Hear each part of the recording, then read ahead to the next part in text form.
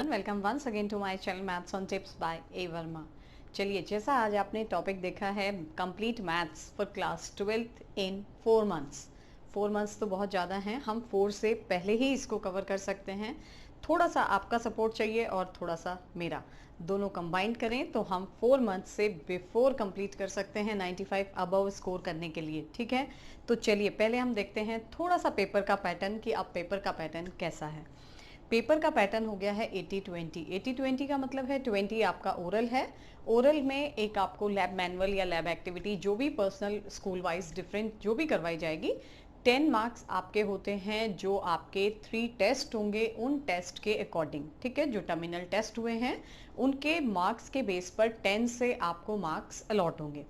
जो बाकी 10 मार्क्स हैं आपके वो आपके मिलते हैं 5-5 में डिवाइड है। 5 आपका ओरल हो जाता है, वाइवा हो जाता है, और 5 का जो आपका ईयरली असाइनमेंट वगैरह हैं, जो आपकी क्लास नोटबुक है, जो आपकी क्लास एक्टिविटी है, जैसा आपका क्लास में रिस्पॉन्स है। ठीक है, पेपर के पैटर्न में हमारे पास है टोटल ऑब्जेक्टिव 1 मार्कर 20 क्वेश्चंस।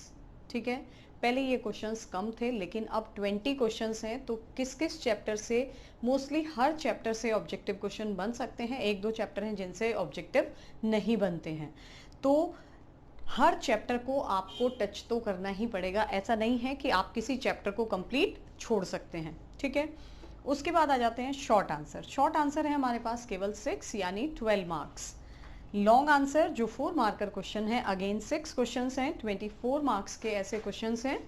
उसके बाद है वेरी लॉन्ग जो आपके 4 क्वेश्चन हैं, 6 मार्क्स ईच। ठीक है, अगेन 24। टोटल हमारे पास हो जाते हैं 36 क्वेश्चंस। लेकिन अब पेपर का पैटर्न जो है वो थोड़ा इजी कर दिया है। ऑब्जेक्टिव का मतलब है कि ऑब्जेक्टिव में आप अगर डायरेक्ट आंसर आपको मालूम है, आपने उसके कोई स्टेप्स नहीं दिए हैं, डायरेक्ट आंसर दिया है, तो भी आपको फुल मार्क्स अलॉट होता है। ठीक है, तो ये 20 तो आपके अगर सॉल्व तो करके देखना ही पड़ेगा अगर आपको डायरेक्ट आंसर नहीं आता है, लेकिन अगर आपको डायरेक्ट आता है तो आप डायरेक्ट आंसर भी दे सकते हैं। ठीक है ना, तो मेन जो क्वेश्चंस टाइम कंज्यूमिंग है वो ये हैं। थोड़ा सा 2 मार्कर में कोई कोई क्वेश्चन आपका अटक जाता है, बाकी तो लगभग सब हो जाता है। मेन पेपर आपका होता है, अगर हम बात करें 75% तो टोटली एनसीईआरटी से ही होता है। लेकिन जैसे कहीं पे थोड़ा सा वर्डिंग प्रॉब्लम चेंज कर दिया या कुछ पोर्शन थोड़ा सा 1-2 क्वेश्चन आपके आउट ऑफ एनसीईआरटी हो सकते हैं। जैसे सपोज हमने एनसीईआरटी कंप्लीट किया है, प्लस जो मिसलेनियस है उससे प्रीवियस जितने आपके सॉल्व्ड एग्जाम्पल्स हैं वो ज़रूर करने हैं आपको।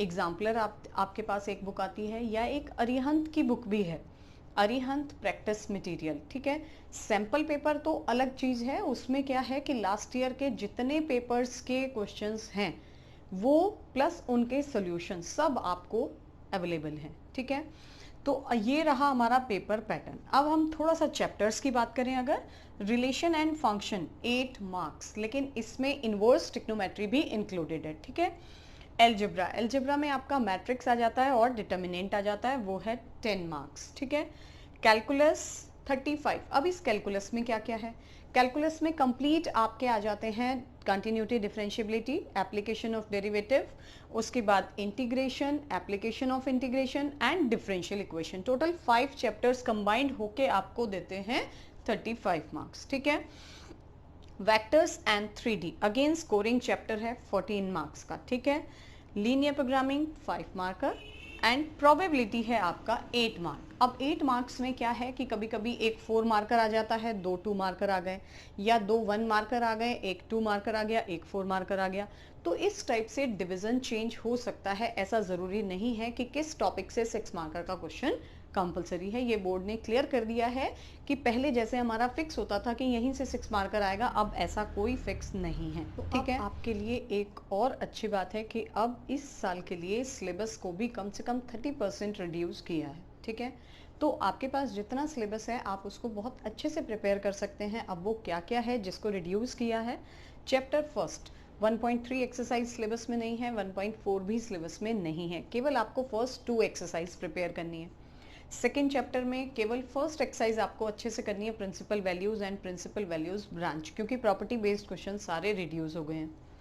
नेक्स्ट आपका थर्ड में सबसे टफ एक्सरसाइज आपको लगती थी मैट्रिसेस में जब आप ऑपरेशंस यूज करके इनवर्स फाइंड करते थे, उसको रिड्यूस कर दिया है। ठीक, चैप्टर 4 में प्रॉपर्टी बेस्ड क्वेश्चन डिटर्मिनेंट के, वही टफ पोर्शन था, वो भी रिड्यूस हो गया है। और प्लस जो 6 एक्सरसाइज है उसमें स्टार्टिंग के जो कंसिस्टेंसी वाले क्वेश्चंस हैं वो भी रिड्यूस कर दिए हैं। चैप्टर 5 में जो रोल्स थ्योरम और मेन वैल्यू थ्योरम था वो एक्सरसाइज अब सिलेबस में नहीं है। ठीक है, इसी टाइप से चैप्टर 6 में रेट वाली जो फर्स्ट एक्सरसाइज है और अप्रॉक्सीमेशन, वो दोनों एक्सरसाइज रिड्यूस हो गई। तो काफ़ी सारे टॉपिक्स आपके रिड्यूस हो गए हैं, इसलिए अब आपके पास जो कम सिलेबस बचा है उस सिलेबस को आप बहुत अच्छे से प्रिपेयर कर सकते हैं। ठीक है, चैप्टर 7.8 और 7.9 प्लस जो लास्ट में आपके सप्लीमेंट करके एक्सरसाइज होती थी वो भी अब रिड्यूस हो गई है। चैप्टर 8 में आपके पास केवल सिंगल कर्व के जो एरिया फाइंड करना है वो सिलेबस में है, डबल कर्व वाले जितने क्वेश्चंस हैं वो रिड्यूस हो गए हैं, तो इसमें पर्टिकुलर कोई एक्सरसाइज नहीं बता सकते हम, जो भी सिंगल कर्व से एरिया फाइंड करना है वो आप कर सकते हैं। 9th चैप्टर में जो फॉर्म करने वाला था डिफरेंशियल इक्वेशन और लास्ट में जो लीनियर डिफरेंशियल इक्वेशन है उसके 2 टाइप थे, उसमें से एक टाइप रिड्यूस हो गया है। ट्रिपल प्रोडक्ट कंप्लीट हटा दिया है। चैप्टर 11 में जितने एंगल वाले क्वेश्चंस हैं वो सब रिड्यूस हो गए हैं, चाहे वो 2 लाइंस के बीच में है या वो 2 प्लेन्स के बीच में है या एक लाइन एक प्लेन के बीच में है, जितने भी एंगल बेस्ड क्वेश्चन हैं वो सारे रिड्यूस हो गए हैं। लीनियर प्रोग्रामिंग में केवल बाउंडेड वाला पोर्शन अब आपको करना है, अनबाउंडेड ग्राफ आपको नहीं करना है। चैप्टर 12 प्रोबेबिलिटी में बाइनोमियल जो लास्ट एक्सरसाइज होती थी वो तो हमने पहले ही लास्ट ईयर ही रिड्यूस हो गया था, अब इस बार आपका प्रोबेबिलिटी डिस्ट्रीब्यूशन भी नहीं है। तो अब आपके पास जो सिलेबस बचता है वो काफ़ी हद तक कम हो गया है केवल इस साल के लिए। अब आपने इसको कैसे प्रिपेयर करना है, जैसे ये 2 एक्सरसाइज हैं, हार्डली कितने दिन लगेंगे इसमें, मैक्सिमम टू मैक्सिमम 4, 5, 6 डेज लगा सकते हैं आप। चैप्टर 2 आपका बिल्कुल 1 या 2 दिन का ही रह गया है, उसमें तो उससे ज़्यादा कोई काम ही नहीं है। आप प्रिंसिपल मुश्किल से आप अगर ढंग से बैठें तो 1 घंटे में आप इसको ख़त्म कर सकते हैं चैप्टर को। 3rd चैप्टर में आपके पास 3 एक्सरसाइज हैं, सबसे इजी मोस्ट चैप्टर है मैट्रिक्स। ठीक है, उसकी जो टफ एक्सरसाइज थी वो रिड्यूस हो गई है, तो हार्डली 3 और 4 डेज में आप इसको भी फिनिश कर सकते हैं। ठीक है ना। अब आपका बचता है चैप्टर 4। चैप्टर 4 में प्रॉपर्टी वाले क्वेश्चन हट गए, तो इसमें भी जो बाकी एक्सरसाइज हैं हार्डली हम उसको भी 4 या 5 डेज में कंप्लीट कर सकते हैं। अब चैप्टर 5 में हमारे पास केवल 7 एक्सरसाइज हैं। फर्स्ट एक्सरसाइज एनसीईआरटी में बहुत ज़्यादा इंपॉर्टेंट क्वेश्चन नहीं है, तो उसके क्वेश्चंस आप ट्राई करें किससे, आउट ऑफ एनसीईआरटी यानी अरिहंत वगैरह या जो भी आपके पास दूसरी हेल्पिंग बुक है। लेकिन किसी भी चैप्टर को स्किप नहीं करें, आप सारे चैप्टर्स ट्राई करें क्योंकि ऑब्जेक्टिव कहीं से भी आ सकता है।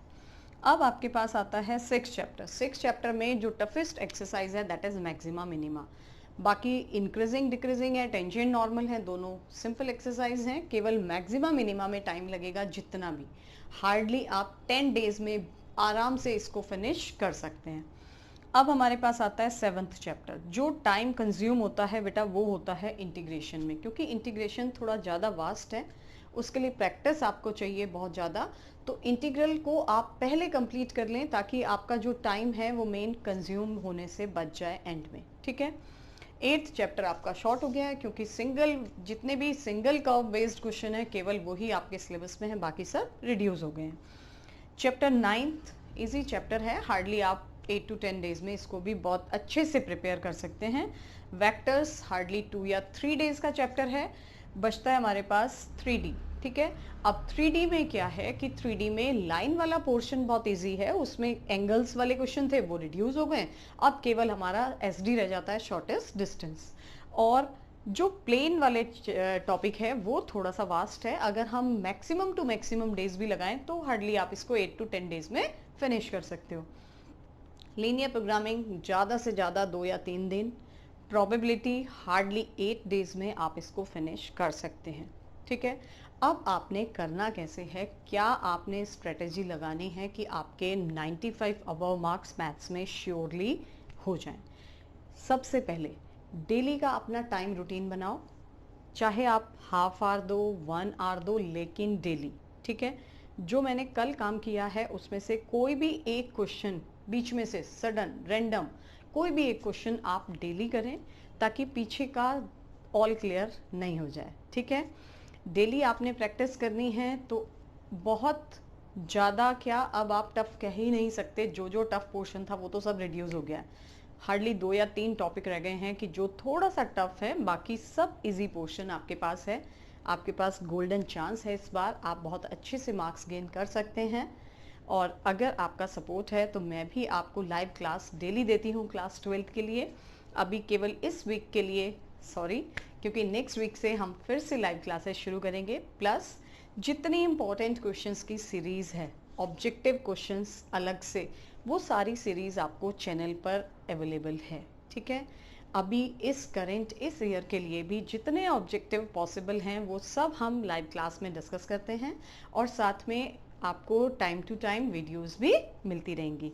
तो अगर आपने चैनल को सब्सक्राइब नहीं किया है तो प्लीज़ चैनल को सब्सक्राइब ज़रूर कर दें, अपने फ्रेंड्स के साथ शेयर भी कर दें और लाइक ज़रूर कर दीजिएगा। ठीक है, टिल देन बाय बाय।